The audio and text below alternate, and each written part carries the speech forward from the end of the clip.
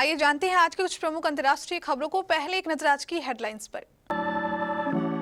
वैदिक मंत्रोच्चारण के बीच पीएम मोदी ने किया कलिक धाम मंदिर का शिलान्यास। सीएम योगी और आचार्य प्रमोद भी रहे मौजूद। क्या बीजेपी में आ रहे हैं मनीष तिवारी? जब भरी सांसद में सुषमा ने सुनाया था दुश्मनी करो।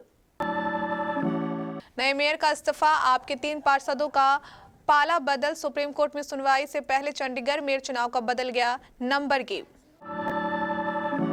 4 फसलों पर एमएसपी की गारंटी, 5 साल की मियाद। निगरानी के लिए एक पोर्टल।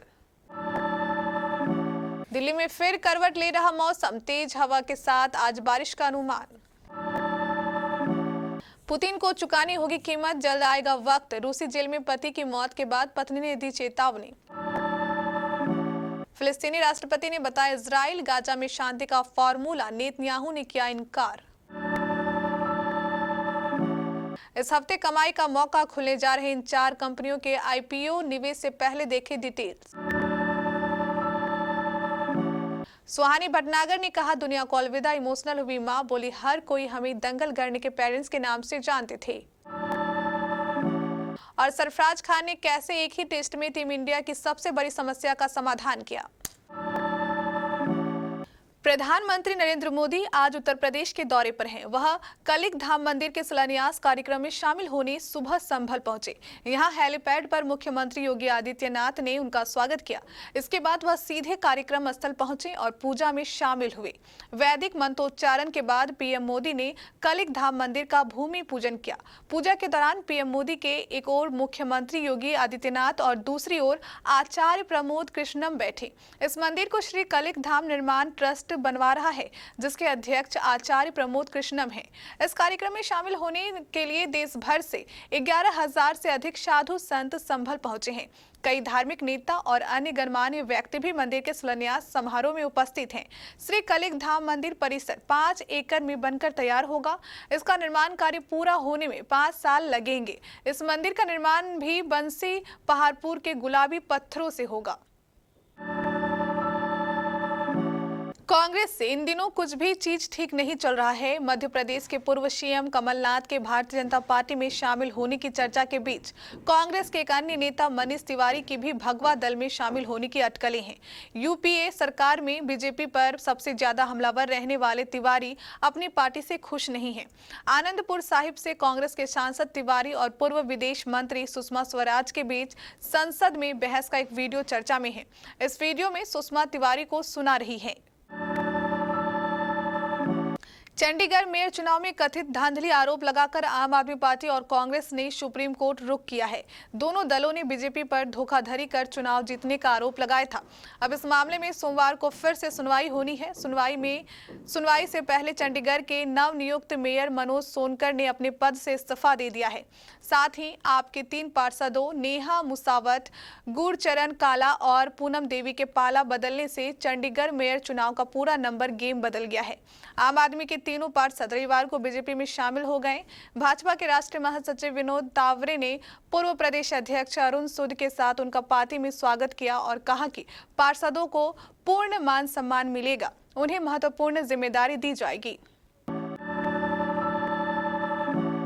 केंद्रीय मंत्रियों और किसान नेताओं के बीच रविवार शाम को चंडीगढ़ में चौथे दौरे की बातचीत एक सकारात्मक माहौल में हुई। बैठक के बाद मीडिया से बात करते हुए केंद्रीय मंत्री पीयूष गोयल ने कहा कि किसान नेताओं के साथ सकारात्मक चर्चा और विस्तृत चर्चा हुई। ये बातचीत ऐसे समय में हुई जब हजारों प्रदर्शनकारी किसान पंजाब हरियाणा सीमा पर डेरा डाले हुए हैं। केंद्र की तरफ से 3 मंत्री कृषि एवं किसान कल्याण मंत्री अर्जुन मुंडा, वाणिज्य एवं उद्योग मंत्री पीयूष गोयल और गृह राज्य मंत्री नित्यानंद राय किसानों संग बैठक में शामिल हुए। राष्ट्रीय राजधानी दिल्ली और एनसीआर से अब धीरे धीरे सर्द मौसम की विदाई हो रही है। दिल्ली में रविवार को अधिकतम तापमान 26.5 डिग्री सेल्सियस दर्ज किया गया है, तो मौसम के औसत से 2 डिग्री ज्यादा है। अब भारत मौसम विज्ञान विभाग ने दिल्ली सहित पूरे एनसीआर में बारिश को लेकर अलर्ट जारी किया है। आईएमडी ने मौसम का पूर्वानुमान जारी करते हुए बताया कि सोमवार सुबह दिल्ली में आंशिक रूप से बादलों के साथ धुंध छाई रहेगी। इसके साथ ही न्यूनतम तापमान 9 डिग्री सेल्सियस और अधिकतम तापमान 27 डिग्री सेल्सियस रहने का अनुमान है। रूस के राष्ट्रपति व्लादिमीर पुतिन कथित रूप से अपने विरोधियों की आवाज दबाने के लिए मशहूर हैं। हाल ही में उनके एक विरोधी की जेल में मौत हो गई थी। उन्हें सख्त सुरक्षा घेरे में रखा गया था, जहां वह अपने बैरक में मृत पाए गए।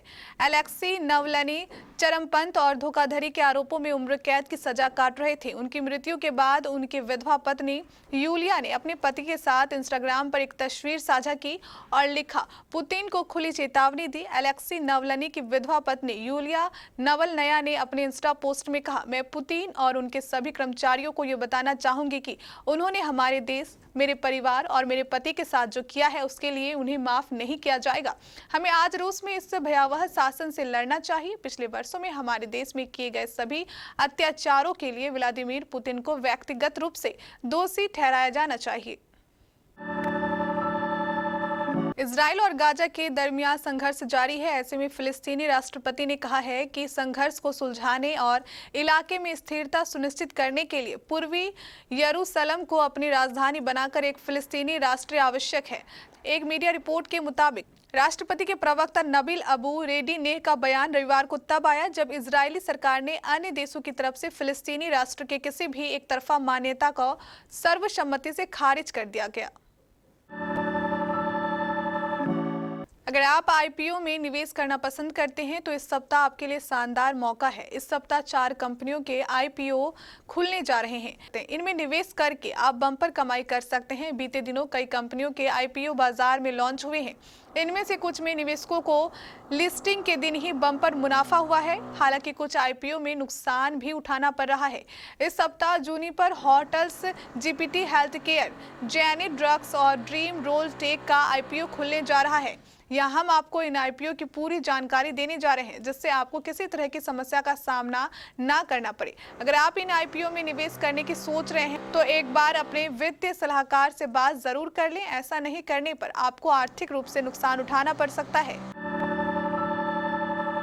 दंगलगढ़ सुहानी भटनागर ने 16 फरवरी के दिन दुनिया को अलविदा कह दिया। एक्ट्रेस डर्मेटोमायोसाइटिस से जूझ रही थी। 2 महीने पहले एक्ट्रेस के उल्टे हाथ में सूजन आनी शुरू हो गई, जिसे नॉर्मल समझा, लेकिन फिर उनके दूसरे हाथ में और फिर पूरे शरीर में सूजन बढ़ गई। इन्फेक्शन हुआ, फेफड़ों में पानी भरा और उन्होंने दम तोड़ दिया। सुहानी के जाने से उनके पेरेंट्स टूट गए हैं। हाल ही में एक इंटरव्यू में सुहानी की मम्मी पूजा भटनागर ने दर्द बयां किया। पूजा भटनागर ने एएनआई संग बातचीत में कहा कि सुहानी ने हमें सोसाइटी में प्राउड फील कराया है। हर पेरेंट प्राउड फील करता है कि वह अपने बच्चे के नाम से जाना जाता है। हमारी क्या आइडेंटिटी थी, हमें जो पहचान मिली वो तो सुहानी की वजह से ही मिली है। लोग हमें कहते थे कि ये दंगल गर्ल के पेरेंट्स हैं। जहां भी जाना हो हमारी पहचान उसी के नाम से होती थी। हर एक को अपना बच्चा बहुत अच्छा लगता है, पर हमारा बच्चा हमें बहुत प्राउड फील करा कर गया है। इंग्लैंड के खिलाफ खेली जा रही 5 टेस्ट मैचों की सीरीज में सरफराज खान ने भारत की सबसे बड़ी समस्या का समाधान कर दिया है। विराट कोहली की गैर मौजूदगी में टीम इंडिया मिडिल ऑर्डर की नाकामयाबी से जूझ रही थी, लेकिन सरफराज खान ने धमाकेदार डेब्यू किया है और वह तीसरे टेस्ट की दोनों पारियों में 50 लगाने में कामयाब रहे।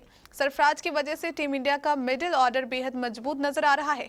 इसके साथ ही रांची में केएल राहुल की वापसी के बाद टीम इंडिया का मिडिल ऑर्डर और भी ज्यादा मजबूत हो जाएगा। टीम इंडिया के लिए मिडिल ऑर्डर की समस्या का सिलसिला सीरीज आरंभ होने से पहले ही शुरू हो गया था। विराट कोहली ने निजी कारणों का हवाला देकर सीरीज के शुरुआती 2 मैचों से नाम वापस ले लिया था। पहले टेस्ट में मिडिल ऑर्डर का जिम्मा श्रेयस अय्यर और केएल राहुल को दिया गया।